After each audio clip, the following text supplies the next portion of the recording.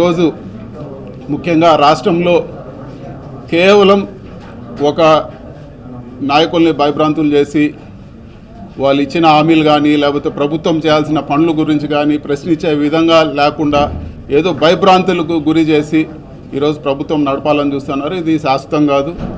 ఎక్కడ కూడా విపరీతమైన అరాచక పాలన జరిపినప్పుడు ఖచ్చితంగా ప్రజల్లో నుంచి ఒక రెవల్యూషన్ వస్తుంది. అది త్వరలోనే ప్రజలందరూ కూడా తిరుగుపడతారని చెప్పి కూడా నేను తెలియజేస్తా ఉన్నాను. ఇచ్చిన హామీలు డైవర్షన్ చేయాలా. ఇప్పటికీ ఒక 20 రకాల ఆరోపణలు చేశారు. ఏది కూడా ప్రూవ్ చేసే పరిస్థితి లేదు. ఈరోజు చివరిగా నోటి మాటలు, ఈరోజు మద్యం స్కామ్ అంటూ ఉన్నారు.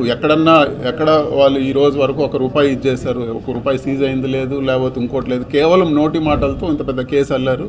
ఇవన్నీ కూడా నిలబడేటివి కాదు. కాకపోతే టెంపరీగా హరాస్మెంట్ ఉంటుందని మాత్రం మనం అర్థం చేసుకోవాల్సిన విషయం. వాళ్ళు కావాల్సిన ప్రచార మాధ్యమాల్లో దాన్ని ఏదో జరిగిపోయింది అని చెప్పే పరిస్థితులు మనం అంతా కూడా చూస్తున్నాం. ప్రజలు ఇవన్నీ కూడా గమనించాలి. ఏవైతే హామీలు ఇచ్చారో వాటి మాట ఎత్తకుండా ఈరోజు ఏది చూసినా కూడా ఒక డైవర్షన్ పాలిటిక్స్ నడుస్తుందని చెప్పి కూడా గమనించాలని చెప్పి కూడా కోరుతున్నాం.